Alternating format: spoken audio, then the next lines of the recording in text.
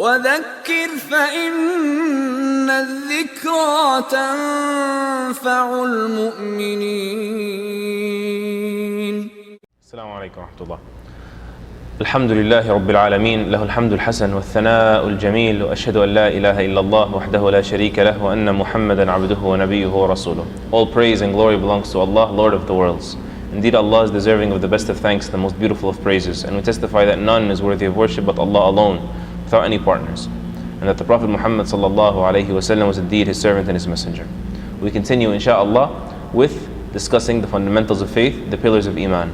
We said that when he was asked, peace and blessings be upon him, what is Iman, what is faith? He said Iman is to believe in Allah and His angels and His books and His messengers and the last day, and to believe in destiny, qadar, the good of it and the evil. We discussed belief in Allah and what this stands on in essence, and belief in the angels, what that entails and the benefits from it. And now inshaAllah we will delve a bit into believing in the books revealed by Allah. The Arabic word for books is kutub, singular form being kitab. Belief in this pillar requires and necessitates to acknowledge and accept all the books, the messages, the revelations that Allah the Most High sent down to His messengers throughout time, even if just holistically, meaning those that we know and those that we don't know. But we say that Allah has sent down books. Some of them have been named to us, some of them have not been named to us. Those that have been named to us are 5 or 6. There is the Qur'an, of course, that was sent to this nation with the Prophet Muhammad, peace and blessings be upon him. The Qur'an, the Tawrah or the Torah, the Injil or the Evangel or the Gospel, the Zabur, which is the Psalms of David, Dawood, peace and blessings be upon him. And then there are Suhuf Ibrahim and Suhuf Musa, the scriptures of Abraham and the scriptures of Moses. I said 5 or 6 because some scholars view that the scriptures of Moses is just another name for the Torah, and others say no, it was a supplement and an addition. So based on that, these two views arose. But we believe in them all. All has come from our Lord, the Most High. Allah revealed these books as a guidance and as a trial, a test. Their respective, meaning their separate recipients, the ones that received them, they were entrusted to protect these books. That was the trial. And they were given guidance in these books if they implemented. So it was guidance. What happened with all the previous books? Time and time again, this trust was betrayed, and the books were corrupted, they were changed, they were adulterated, they were edited. These scriptures were misconstrued or added to, taken away from, edited, mistranslated, whatever the case, they were corrupted due to the selfish interests of a few in society or the society at large approving. Out of Allah's mercy, He kept sending time and time again another scripture to clarify to the people. One after another, as a mercy for His slaves, to not leave them in darkness. The Prophet Muhammad, peace and blessings be upon him, he said, and this was narrated in Sahih Muslim, or collected in Sahih Muslim, لَيْسَ أَحَدْ الْعُذْرِ أَحَبُّ إِلَيْهِ مِنَ اللَّهِ. There is no one whom excuse is more beloved to than Allah. He loves to excuse. He says, مِنْ أَجْلِ ذَلِكَ أَنزَلَ الْكِتَابُ وَأَرْسَلَ الرُّسُلِ. Because of that, His love to excuse, He sent the books down and He dispatched the messengers. The forms of corruption that happened to the previous books, they vary. And perhaps this is a subject that is for those entering this topic on a more academic level. But just as an example, Allah the Most High says in Surah Al-Imran, وَإِنَّ مِنْهُمْ لَفَرِيقًا يَلْوُونَ أَلْسِنَتَهُمْ بِالْكِتَابِ لِتَحْسَبُوهُ مِنَ الْكِتَابِ وَمَا هُوَ مِنَ الْكِتَابِ. And among these people, the previous nations, the children of Israel, are a group that twist their tongue with the book, so that you would think it's from the book, whereas it is not from the book, He says. وَيَقُولُونَهُ مِنْ عِنْدِ اللَّهِ وَمَا هُوَ مِنْ عِنْدِ اللَّهِ. And they say it's from Allah, or it is not from Allah. Misconstrue. For example, a potential misconstruing of the book or a mistranslation, you take the word prophet and you put the word son instead of it. Perhaps this ruins the message. Rather, it causes the very pillars of Tawheed to crumble inside a person. The sole exception though is the Qur'an. The Qur'an has been preserved in its entirety, down to the letter and the accent, by Allah. He, the Most High, said, إِنَّا نَحْنُ نَزَّلْنَا الذِّكْرَ وَإِنَّا لَهُ لَحَافِظُونَ. Indeed, it was we who sent down the remembrance, meaning the Qur'an, and surely we will guard it from corruption. Meaning the difference is that the Muslims in the last nation, the nation of Muhammad, peace and blessings be upon him, were not entrusted with protecting this book. They were entrusted with following it, with implementing its guidance. As for protecting it, Allah assumed responsibility for this Himself. And this has been fulfilled, of course. There is no way on the face of the earth, even if you were to burn every last copy, to get rid of the Qur'an. Millions in Brazil and Germany and Alaska and Spain and Australia and Canada memorized the Qur'an in their childhood, word for word, without disagreeing on a word in it or a letter from it. So this is our stance with regards to the books. We believe in them all, but they have all been corrupted. So Allah kept sending book after book, and they were corrupted. And then He sent the Qur'an, the final, most complete message, and preserved it from corruption. There remains, though, about the previous books, the stance of the believer towards these scriptures. The leftovers of these books. What do we believe? It's our pillar of Iman, to believe in the books. What do we believe about these books or from these books? You can divide the old scriptures, the corrupted scriptures, and all they contain into three categories. Category number one is that which has been confirmed by our revelation, which has been preserved. So by cross-referencing with an accurate ruler, right? An example, the conflict between Dawood and Jalut, David and Goliath, is confirmed in Surah Al-Baqarah. So we say indeed there was a conflict between Dawood and Jalut. It becomes an obligation to say that that part of the book is true. Why? Because to deny it from their book is to belie our book. Our book verified it, so it's true. That's the first category. The matters that were confirmed by our revelation. The second category is that which was denied by our revelation. Like what? Like a Jesus, peace be upon him, being Almighty God, right? It becomes an obligation to say no, that is from the corruption, and we refuse to believe in that aspect of the book. Because to believe in it is to belie the Qur'an once again. Because the Qur'an verified otherwise, right? It confirmed something else.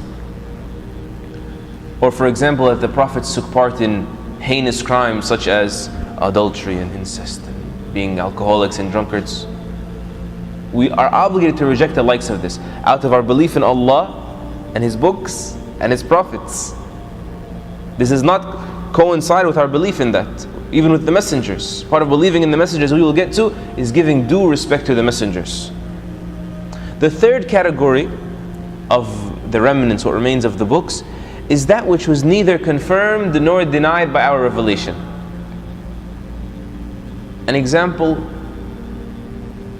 one of the names that arose in their books is not in our books.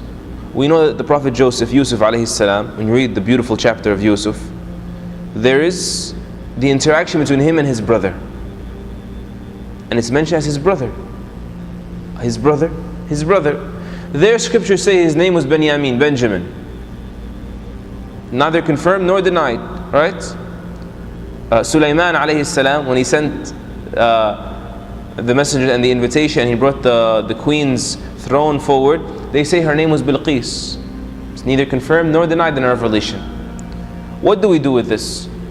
We neither deny it nor confirm it, right? But there is no harm in mentioning it as a supplement, not as a grounds to base a ruling or a belief, but as a supplement. Because the Prophet Muhammad, peace and blessings be upon him, he said, "Hadithu an bani Israel wala haraj." Narrate on behalf of the children of Israel, meaning the recipients of the early scriptures, and there is no harm in that. And another hadith, he says, إِذَا حَدَّثَكُمْ أَهْلُ الْكِتَابِ فَلَا تُصَدِّقُوهُمْ وَلَا تُكَذِّبُوهُمْ. When the people of the book, they narrate to you, they tell you things, they report to you facts, don't believe them and don't belie them. فَإِمَّا أَن يُحَدِّثُوكُمْ بِحَقٍّ فَتُكَذِّبُوهُ. Because you could be, there's a possibility that they're telling you the truth and you called it a lie. You had no proof that it was a lie. He says, or they're narrating to you falsehood and you called it true. You have no proof that it's true. Right? That even ruins your credibility to others. Nevertheless, makes your belief on things that are unfounded. This second hadith, when the people of the book narrate to you, don't belie them and don't believe them, this also brings to our attention something very important about believing in the books.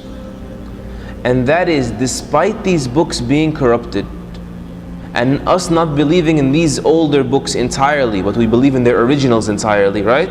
Despite that, they were still called people of the book. So the term people of the book is not only confined to the people that received the original book. No, in our deen, the people of the book is a term that applies to the people that ascribe themselves, they attribute themselves to that book. Because here, after it's been corrupted, or else why would Muhammad ﷺ be sent? To verify, to correct. And still he said, when the people of the book. Rather, Allah Azza wa Jal himself, he says, يَا أَهْلَ الْكِتَابِ لِمَ تَلْبِسُونَ الْحَقَّ بِالْبَاطِلِ وَتَكْتُمُونَ الْحَقَّ وَأَنْتُمْ تَعْلَمُونَ. O people of the book, why are you tainting, right? Mixing truth with falsehood and concealing the truth while you know it. So Allah is saying in the same statement that they've mixed truth with falsehood in their books, yet He's calling them how? Addressing them in what manner? O people of the book. And this is important to know, that the Jews and the Christians, because they ascribe to the books, the Torah and the Injil, the Evangel and the Torah, generally, irrespective of what denomination, what group they belong to, this gives them the title of the people of the book. Which means what? The rulings of the people of the book apply to them, like eating their meat and marrying from their women and so on, with the rulings that are known and discussed among the fuqaha. So they are people of the book, irrespective of their denominations, so long as they ascribe to the book and they believe generally in the fundamentals of that religion, right? A heavenly message, believe in one Almighty God, right? Ibn Qudamah rahimahullah says, and this is a matter that there is no contention among the ulama about. I mean, these are matters agreed upon amongst the Muslims, that they are people of the book. Finally, as for the Qur'an, how much time do we have? As for the Qur'an, what does it mean to believe in the Qur'an specifically?